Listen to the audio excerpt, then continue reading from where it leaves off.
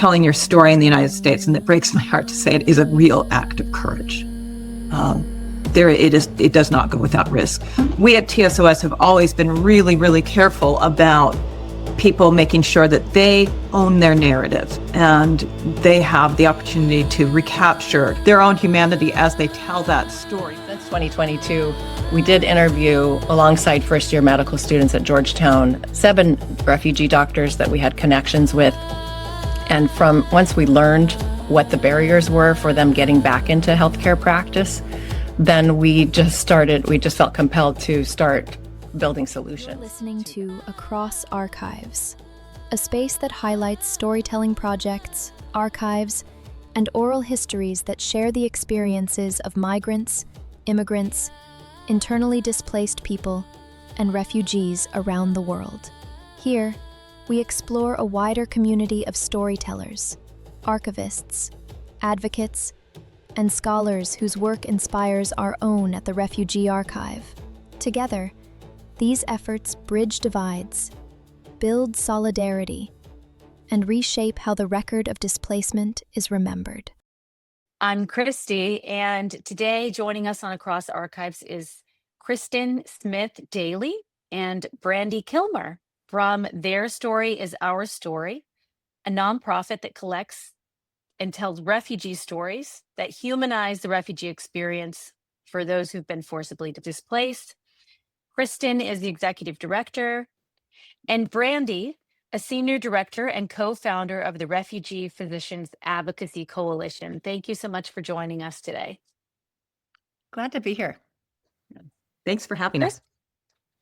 Great. Kristen, can we start with you? Tell us a little bit about your background and how you got involved in this project.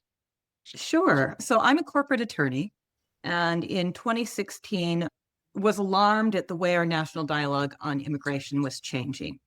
I have always considered immigration absolutely essential to the American experience and to our economic success. I believe it's the secret sauce of America, and it is what makes us great. And so I wanted to do something. I am not an immigration attorney, but my license allows me to do things that other people without a law background would be able to do. So I started volunteering with a group called Northwest Immigrant Rights Project, which is based here in Seattle.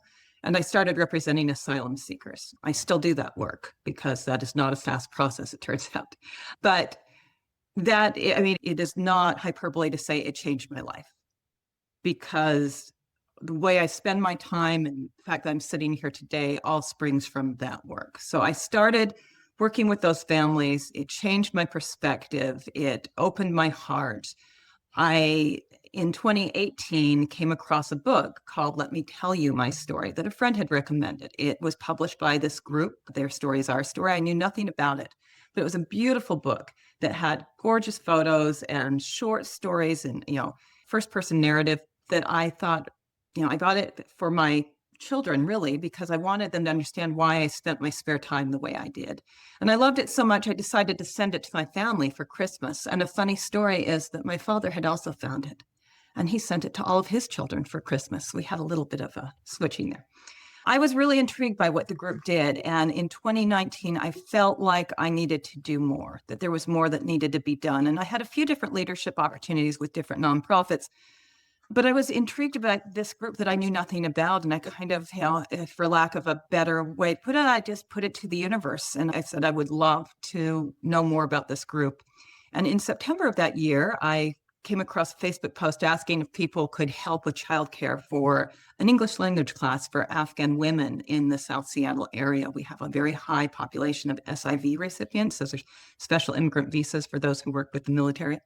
And I volunteered. And the woman who came to tell me about the position at the end of a very long meeting said, I happen to also work with this group called Their Story is Our Story. And I said, please tell me more.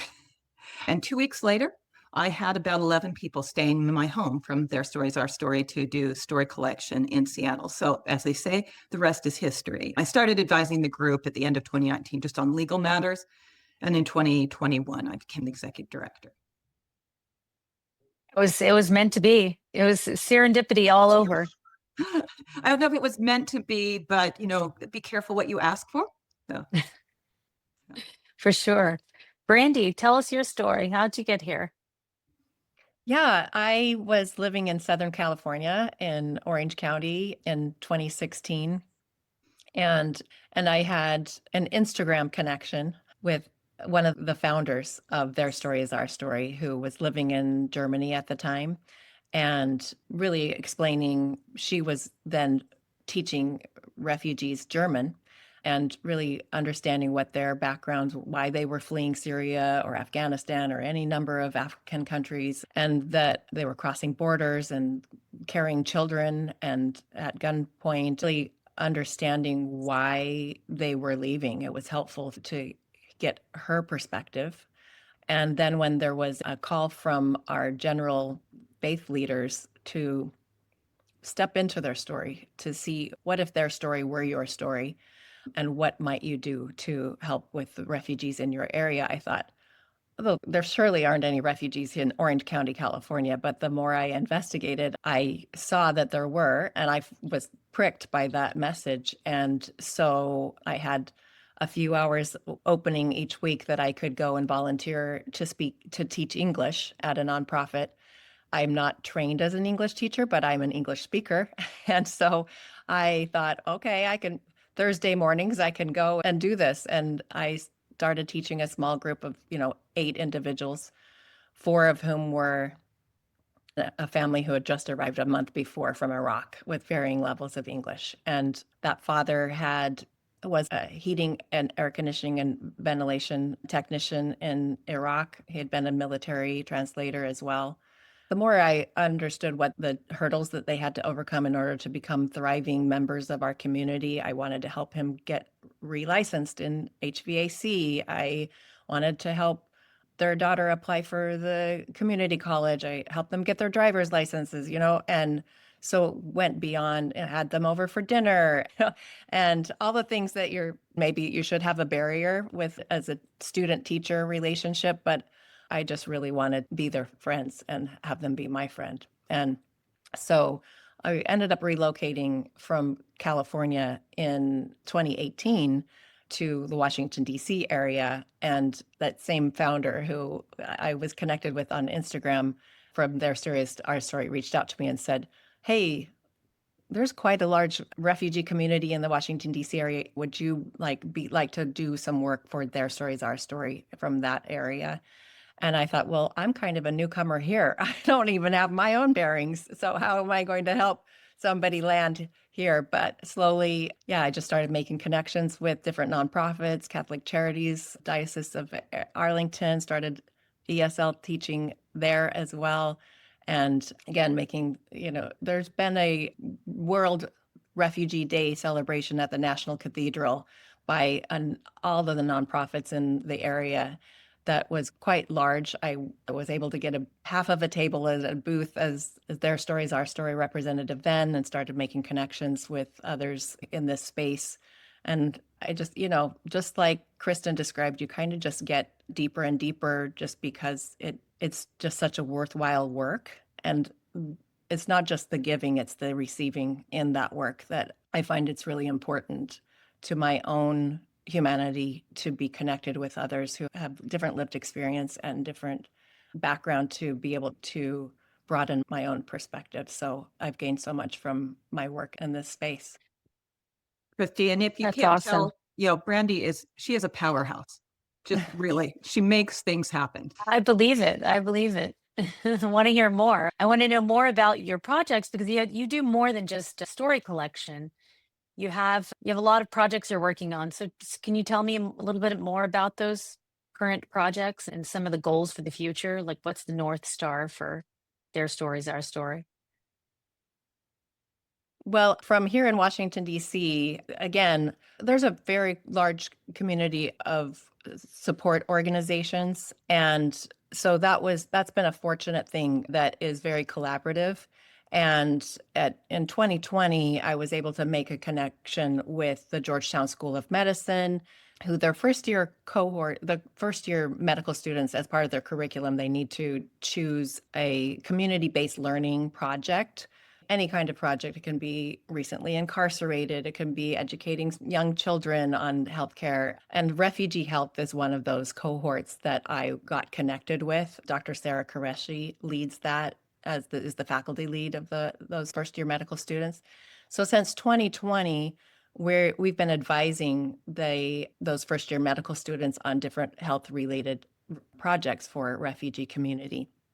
And in 2022, we just saw an opportunity. Dr. Qureshi had long said, and it kind of stuck in the back of my mind, if we could do something to help refugee doctors, I'd really like to be able to focus sometime in the future on refugee doctors. And it just in 2022, there just kind of seemed to be that moment that we might be able to focus our project on that. And we have ever since 2022. We did interview alongside first-year medical students at Georgetown, 7 refugee doctors that we had connections with.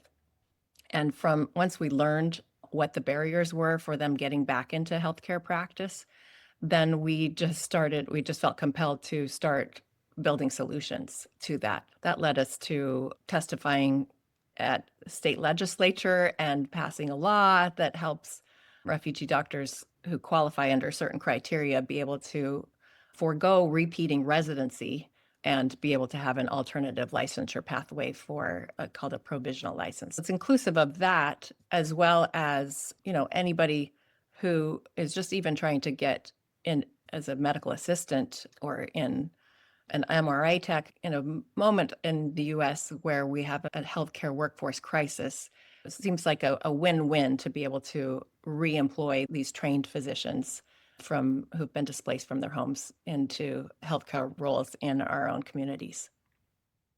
Are you kind of using the Physicians Advocacy Coalition as a place where these doctors can go and get help to work through the process, but then their stories, our story is really the advocacy piece, which helps to tell their stories? Yeah. And, again, for this legislation, we were able to, we continued with Georgetown School of Medicine to interview 19 doctors in total, and as a research that's going to be published to understand really all of the facets of those barriers, patterns of barriers that is repeated across not just here in Virginia, all other states as well, just because medical licensure is issued by state and everybody has their own laws. But nationally, having to repeat residency is one of those major barriers. But also just because when somebody is displaced from their home, they are displaced from their career, from their finances, their culture, and coming back and trying to reestablish that career, even outside of medicine, but particularly in any kind of health workforce, whether that has a license, accountants or engineers or anything that has credentials behind it. It's very hard to reclaim those because you start working a low income job that for lots of hours, and it's very difficult to have any discretionary time to study for anything that allows you to reclaim that or have upward mobility. So I think that's a disservice to the community to just kind of commit them to a level of poverty. And it's also a disservice to our nation to not be able to use those human resources effectively. I'd just add that I mentioned the story gathering trip that I was a part of in 2019 when TSOS came out to Seattle.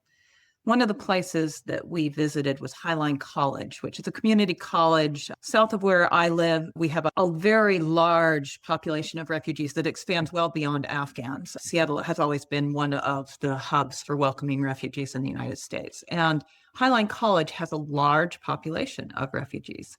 And so they had something called the Welcome Back Center. And of all the interviews we did that week, that was the one that stuck with me the most because we were there at the Welcome Back Center, and that is what they specialized in. Not necessarily in medical degrees, but helping people, whether it was accountancy or pharmacists, trying to figure out ways to have them not repeat so many things and be able to get back into their careers and get into adjacent careers as they were getting that training and gaining the English skills they needed, things.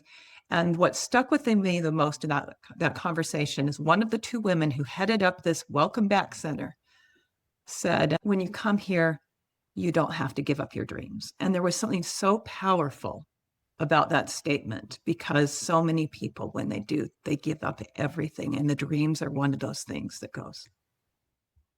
So, Christy, yes, you asked, so where does the storytelling come into this?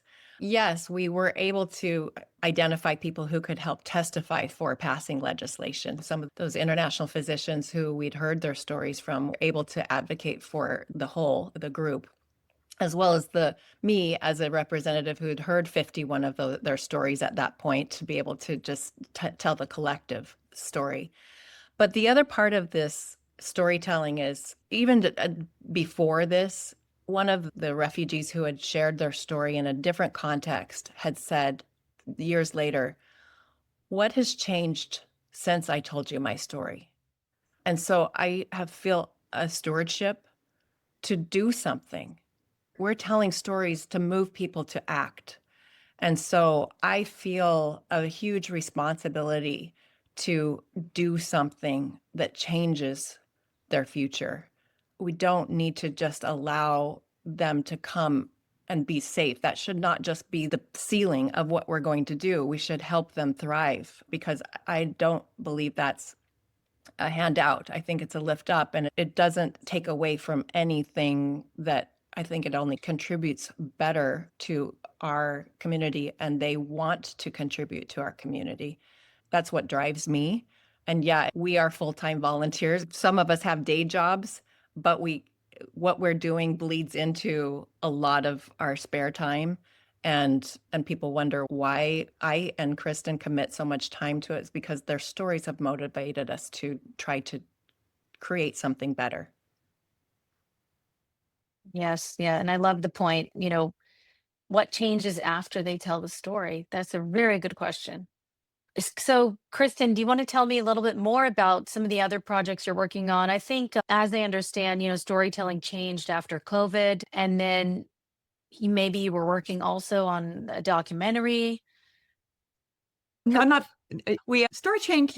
story collection changed during COVID just because we couldn't go to place. So for about 2 years, we were having to do most of our interviews online. After COVID, we actually had a real resurgence with opportunities to go and into different communities. So for instance, last year we were in Kansas City, we were in Bowling Green, Kentucky, we were in Salt Lake City, Utah, and really got to work with some really amazing groups and really deep dive into those communities. And that's what we had planned to do this year as well. Those are not the things that have changed.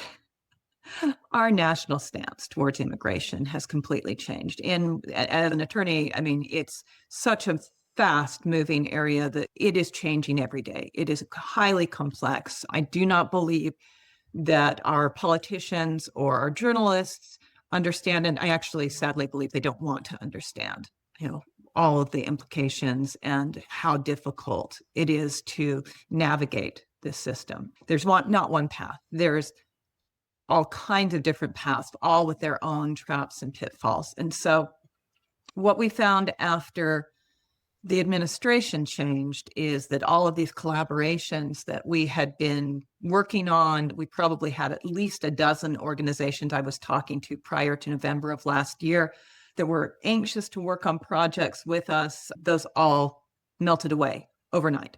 And it wasn't a surprise. There was lack of funding, organizations that were ripped apart, and there was fear, absolute fear. So over the the first 6 months of this year, getting anybody to talk was almost impossible, because at this point, telling your story in the United States, and it breaks my heart to say it, is a real act of courage. It does not go without risk.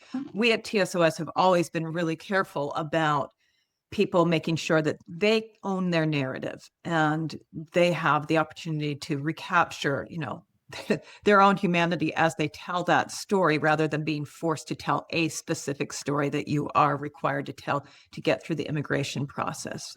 But when we did that, one of the things we always did, we still do, we have a very long checklist that goes through how we can use that story. And are you comfortable with your name being used? Are you comfortable with your picture? Are you comfortable with us posting it on certain places? These kinds of things.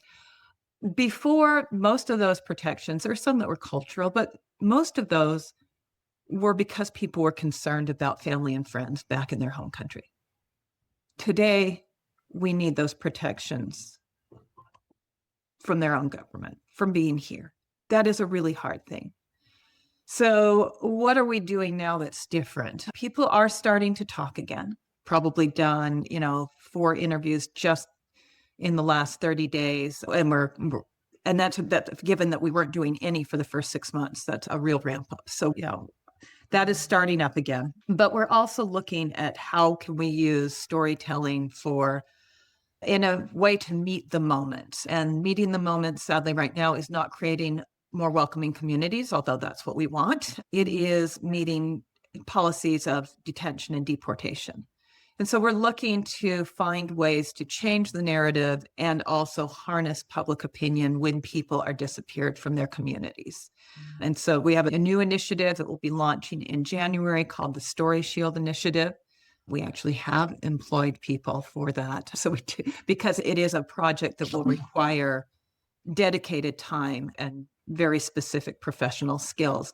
But we're hoping to have both a defensive piece to that in terms of rapid response when people are detained. And we're going to focus specifically initially in the first 6 months on the Afghan community. There's a number of reasons for that I won't go into right now, but we'll focus specifically on Afghans. And then once we have those tools in place, the plan is to expand that. The other piece of it is to train young content creators to create materials that will push back against the false and stereotypical narratives that we are hearing throughout the media and from leaders. So to show a different side and have those voices represent themselves. How do people volunteer to tell their story, or are you working with community partners to present this opportunity to folks?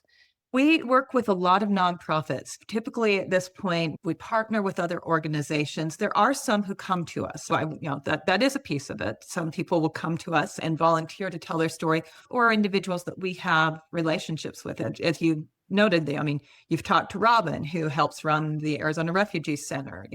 You've talked to Heather. She is the executive director of a refugee resettlement group in Northern Virginia. Brandi has lots of community connections in the DC area that she's been working with. I work with the Northwest Immigrant Rights Project. We are not in one organization. We all are leading TSOS, but we have these relationships with other groups that help us.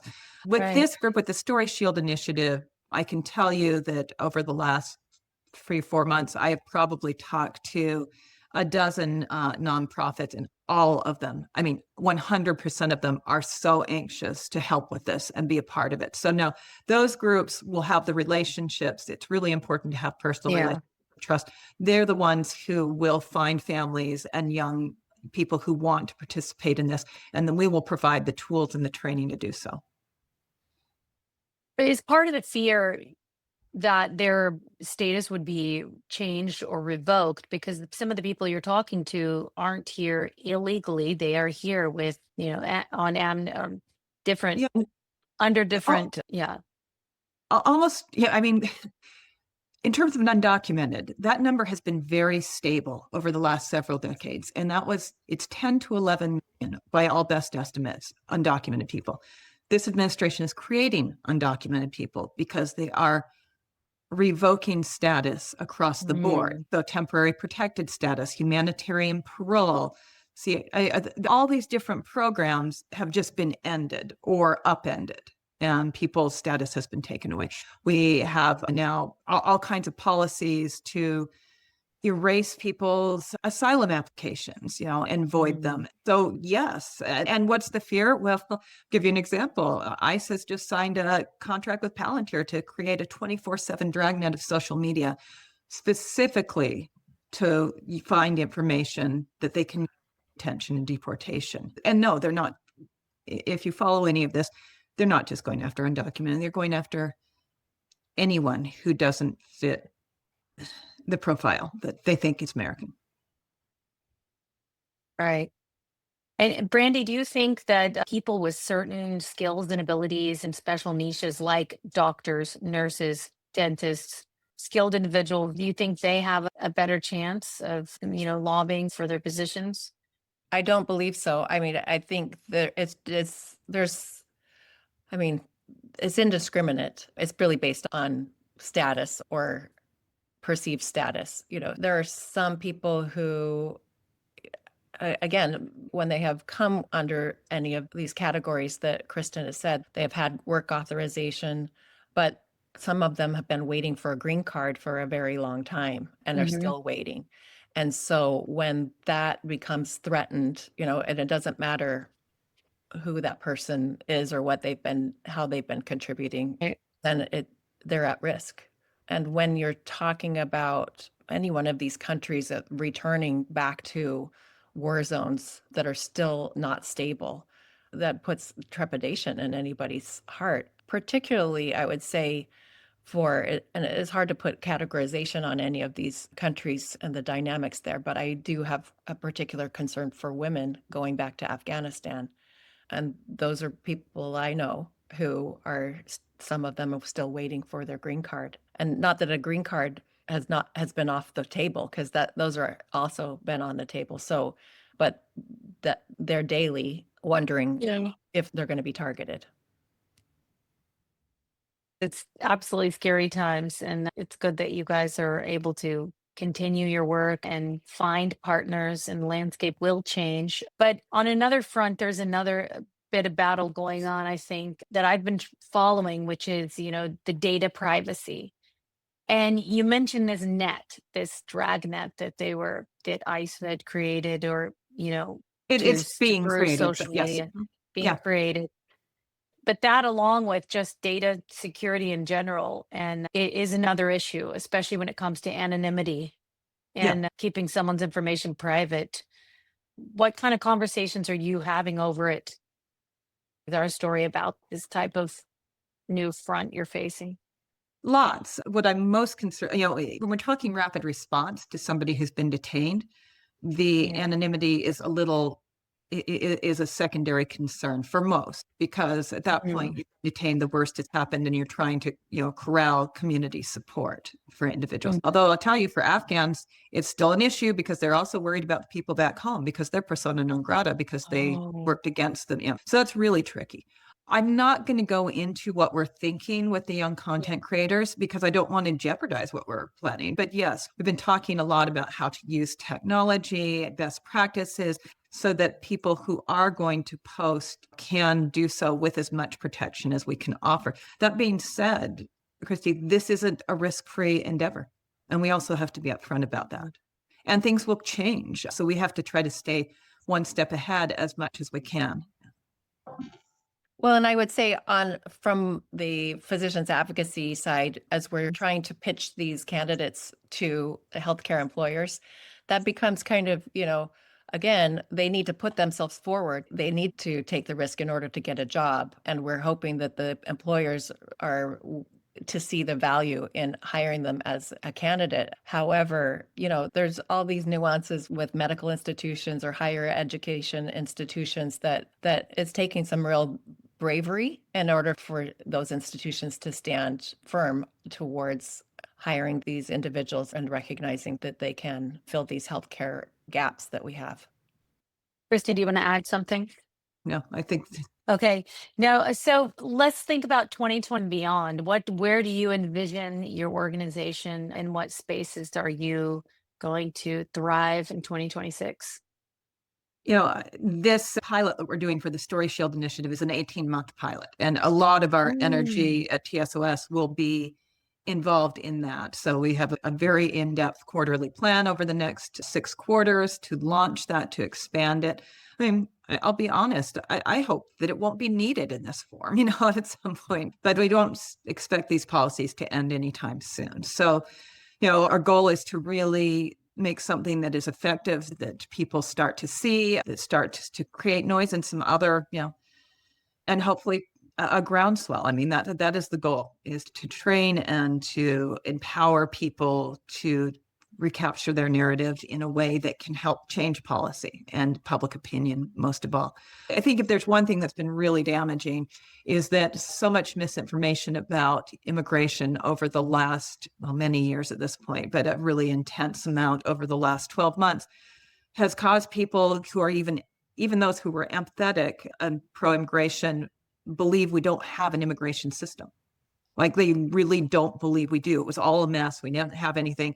This is not true. So I speak to groups all over the place about this. There are many problems with our immigration system and always have been. But the fact is we had a very robust and very secure immigration system. Refugees, which is the group that we concentrated on the most when we began, is that group.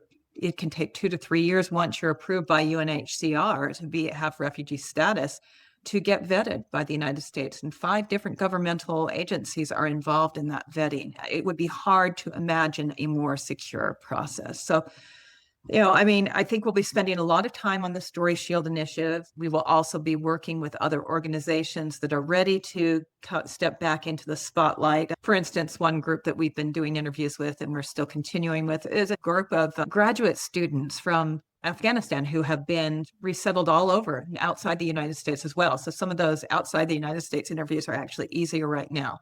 And they have a mentoring program for young Afghan women in the country. And so continuing to shine the light on things like that will be things that we're doing. But, when you ask what our North Star is, want not just welcoming communities and not just a safe place for people who've been displaced, who are seeking that more than anything else. They're seeking safety. We want them to thrive. We want them to be valued. We want them to be able to contribute and feel like they are home again. Very well put. And I'll just say here in Washington, D.C. and beyond, we're in 2026, as you were forward thinking, we're going to continue to pitch these skilled physicians and healthcare workers to help fill these gaps. That's not a problem that's going away in America. And here in Virginia, we have a shortage of 800 doctors right now, and it will grow to 1,000 by 2035. So it's only going to get worse. We're not the worst state, but now 20 states have passed alternative licensure pathways for these international physicians. So we're going to continue. We started with 7 interviews, and we now have here in our coalition over 150 international physicians in our network. That's only a portion. Like, this is a grassroots movement. We're not reaching all of them. And so we feel like this is one solution. It's not the whole solution, but it is one component of the solution to help fill the need. And why don't we? Like, why isn't this an obvious solution? So we're going to keep doing that work because the need is there. Yeah, I agree. It's confusing to me as from a standpoint of common sense. Why isn't this a priority? Why aren't we reaching out and begging these people to come? I mean, Right. So yeah. we feel like there's opportunity to create systems that will support to fast track them through, and that without posing any danger to patient safety, we feel like with the right level of support, we can get these physicians into these roles. And Christy, I'll just add, why aren't we begging them to come? The interesting thing is many communities are or were, groups like St. Louis, Missouri, Springfield, Ohio, which was in the news, Bowling Green, Kentucky. These are all communities that either have found that their economic viability and their growth as communities was absolutely dependent on these new Americans coming in and building businesses and building homes and revitalizing communities. St. Louis actually had people that they had engaged on the city level to go to states like California to convince refugees to please come resettle in our communities. So the fact is that, many communities that we don't even think about as being places where refugees, are congregating are absolutely dependent on their energy, their skills, and just the strength that they bring. Yeah, absolutely. Well, it was really great talking to you today. Thank you so much for your time. And I look forward to sharing your story on our platform. And I hope that many people will listen and they will go to your website and they will listen to the stories, watch the videos, they will volunteer and get involved. It'll be wonderful. Thank you so much, Christy. Thank you. Great. All right. Thank you. Thank you for listening to Across Archives, a project by the Refugee Archive. Our conversations here highlight the storytellers, archivists, and advocates who are shaping how migration and displacement are remembered. If you'd like to go deeper and hear the voices of women living these experiences firsthand, join us on The Archive Speaks, our oral history audio archive featuring powerful stories from female-headed households and single mothers in displacement around the world. Together, Across Archives and The Archive Speaks preserve memory, amplify unheard voices, and reshape how we understand the experience of displacement. Listen to The Archive Speaks wherever you get your podcasts, or visit the Refugee Archive to explore both projects and learn more about our work.